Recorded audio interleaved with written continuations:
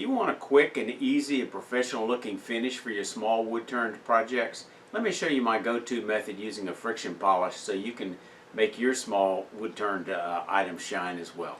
Hi, I'm Mike Peace. Welcome to my shop. Today I want to show you my go-to finishing technique for finishing small items on the lathe. I turn a lot of small items like ornaments, fan pulls, knobs, and I want to finish them. I want to make them shiny, and I want to finish them fast on the lathe using some type of shellac-based friction polish.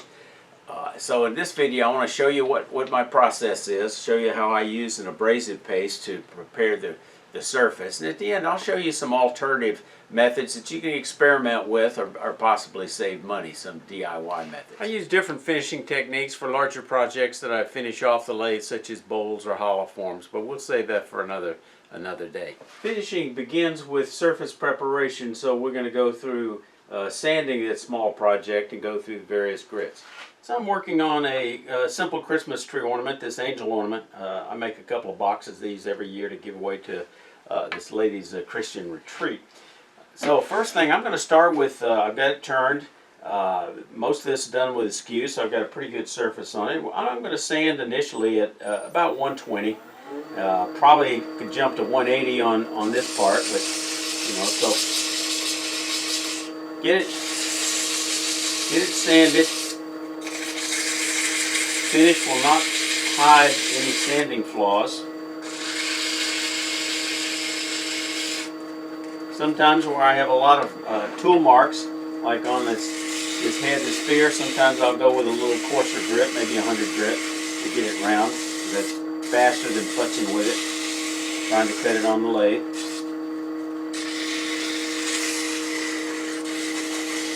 And generally I'll stick with that rule of jumping no more than 50% grade, so I'll jump to 180.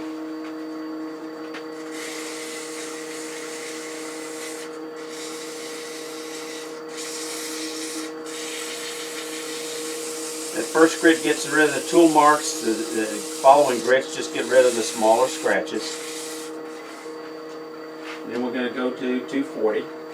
And often on small projects like this, where I'm going to use an abrasive paste as I show you, a lot of times that's all I need is 240. Because these are small, fast-turned items. They're not museum quality or gallery quality stuff. And don't want to spend all day on finishing. Okay, there's sanded up to 240. I don't see any visible scratches. So our next process is we're going to use a liquid abrasive or abrasive paste, kind of like, think of it a little bit as liquid sandpaper. I'm going to use Yorkshire grit. They suggest that before you actually apply the grit, you prepare the surface with a sanding sealer. So I'm going to do that today.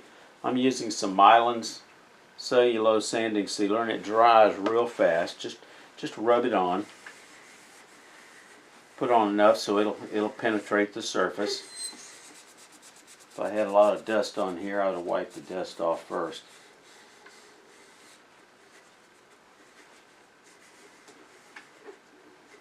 Now, this stuff dries so fast that by the time I set that pad down, get another piece of paper towel and fold it. Put the top back on the bottle, set it aside. The surface is pretty much dried. My shop is air conditioned in summer and heated in the winter, so generally I have a reasonable humidity, so this stuff really does dry fast. And it's a very versatile sealer. It's compatible with most top coats, including lacquers, varnishes, and waxes. But let me tell you, generally I skip this step. I don't always use it, even though the manufacturer says it. And as I've been known to say, my general advice is to read, understand, and follow a manufacturer's guidance until you have enough experience to know when and why to deviate. So I find it's generally not needed for small items I turn, but we'll come back to this topic after I finish showing you my process. You put one coat, you might put two coats on there. Then we're going to use this abrasive paste. You're going to wipe it on, covering the surface with this abrasive while the lathe's off.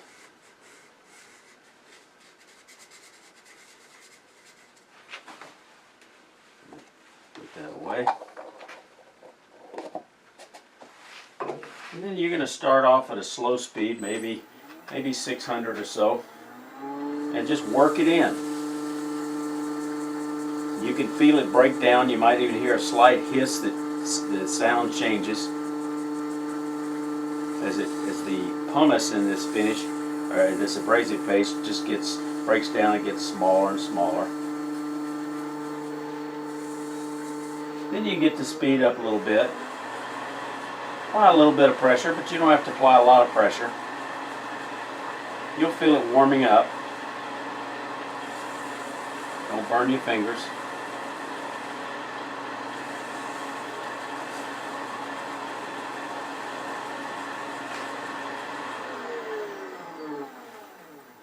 Now we're not using this sanding sealer as a finish, but we're using it to fill up the pores so it'll better reflect light. Let me show you an illustration.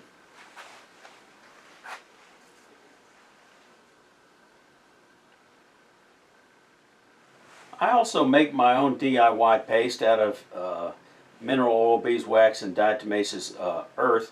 I've got a complete video on how to do that. If you're interested, click on the link above. It's very inexpensive. But I would say for most folks, because of the setup time, getting a crock pot, a lot of times you're just better off using commercial products such as Yorkshire Grit. This used to be made in the UK, but it was bought by Easy Wood Tools. Now it's manufactured in the US. It's cheaper than it was earlier. So for a lot of people, this is very cost effective because you can get it from a number of different places, Amazon, Woodcraft, and other vendors. Cheaper than it was years ago. So now we're going to apply some friction polish. I'm using Mylan's friction polish, but I put it in this old bottle I had because I like the dispenser. It's a British product. I've been real happy with it. It's a shellac-based product. We'll talk about options here in a moment. So put some on your paper towel and just rub it on with the power off. Do not flood the surface with a finishing solution. Use just enough to cover the surface for the first coat, and then add small quantities as each previous coat dries, and continue to run it until it is dry and gets hot before adding more finish. This is the case where minimal is the right amount. And now you're going to put a little friction on it. You don't have to press too hard, and keep the speed down initially, maybe well below 1,000, and just keep moving it around. Keep it moving. The trick is a little and often. Test allowing 20 minutes between coats. Heat is required to flow the finish and make a smooth finish. High lathe speed isn't necessary as long as there's enough pressure and friction to generate the heat. The applicator should be just below the temperature where it's too hot to hold. In other words, when your fingers start to burn, you're there. You can see we're building up a very nice shine. Now, depending on how much effort you want to put into it and the speed, this is a very nice shine. We could quit right here, but let's give it just 30 seconds to cure, and then we'll put on one more coat because building it up gets rid of any minor little ridges you might have and really builds that shine up. And it doesn't take long for it to dry, that alcohol flash off, so we'll give it just a moment and then we'll apply one more coat, very thin coat. Just rub it on.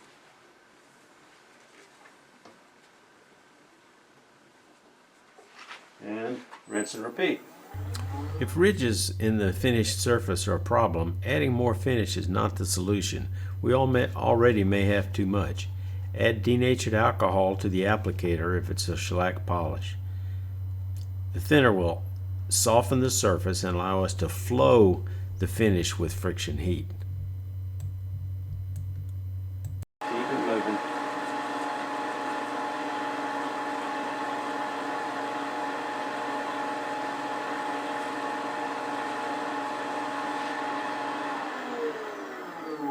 And we've got a beautiful shine. Essentially it is dry, the alcohol's flashed off, but it takes about 24 hours to cure, so don't be touching it with your hands or you'll get fingerprints on there and you'll dull the surface. So hold it with a clean paper towel. You can part off, set it aside, but don't get your fingerprints, the greasy fingerprints all over it. Alright, let's get back to using a sanding sealer before we use the abrasive paste. Why do we do that? Well, it's supposed to harden the surface fibers. Soft or open grained woods can let the abrasive paste dig in too aggressively. The sealer stiffens the fibers so the grit rides on top, creating an even polish instead of cutting unevenly. It prevents the abrasive from clogging pores, especially in open grain woods like oak or ash. Without the sealer, the abrasive wax mix can fill the pores and cause finishing problems later. It's supposed to control the cut rate. On end grains such as box lids, sealing can keep the paste from cutting too deep, and therefore it gives a more consistent sheen across the face of the end grain. So the significance of this step of using the sealer before the abrasive paste: if you skip the sealer, you can still use an abrasive paste, but it may cut too aggressively in softer spots, leaving subtle unevenness. On open grain wood, it can leave wax abrasion lodged in the pores. And finishes like oil or lacquer may adhere less evenly if the wax remains in the wood. On dense, fine-grained wood, such as boxwood or ebony, the sealer is less critical, though it's still beneficial for finishing consistency. On soft woods or open-bore woods, it's a bigger deal. That's the school solution. Now, in practical use, frankly, I don't see a real big difference. Not enough for me to use it most of the time. I did a couple practice pieces. Here's a piece of cherry. I doubt if we can do a close-up, and I'm not sure you can see the difference, but I did one with just the finishing. I did one with just the abrasive paste, and one with a sanding sealer and the friction polish. I can see a difference between not using the abrasive paste or the sanding sealer. But frankly, between the two, using a sanding sealer and not using the sanding sealer under the Yorkshire grit or abrasive paste, I can't see real big differences, even when I used a 8 magnification ocular with a raking light to show it up. Visually, you could see a few more scratches when you didn't use the sanding sealer. But when you just looked at the piece without this, frankly, there wasn't much of a difference. So that's my take on it. I appreciate your comments. If you've had experience with using sanding sealer or not using sanding sealer under your abrasive paste, the results you get, leave them in the comments below. Now let me mention shellac as a sanding sealer. It's excellent for friction polishes and waxes, as we've shown. It works well with traditional finishes. It can be used as sealer under other finishes, provides a good base coat for lacquers and other top coats.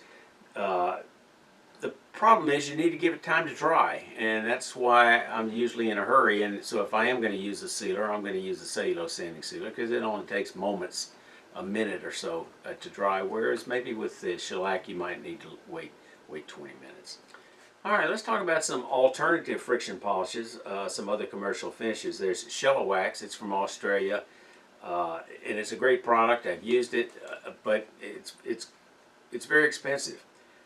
Mohawk makes one.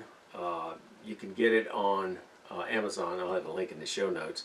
Ron Brown's High Build Friction Polish, he's got one from walnut oil and shellac, and it's sold at the local Peachtree Woodworking, so I may give that a try because it is about half the price of the others.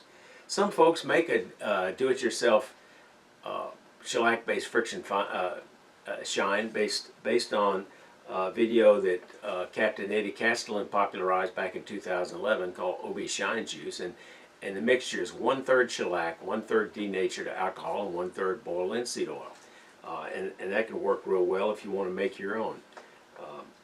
Some people prefer more shellac, so they'll change that mixture a little bit, add a little more shellac and then a little less boiled linseed oil or a little less denatured alcohol. Something to experiment.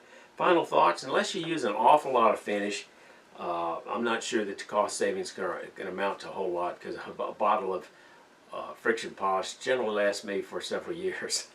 And I do quite a few small ornaments and things.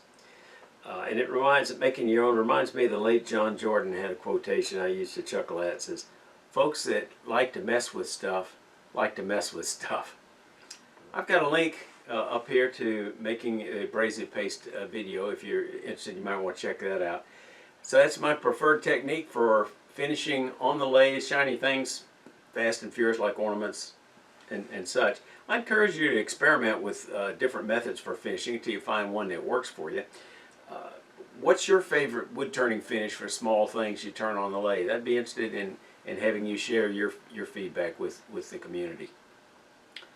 And if you found this video helpful, please give it a like. It helps the algorithm push it out to other like-minded turners. And remember, y'all stay safe and come on back, you hear?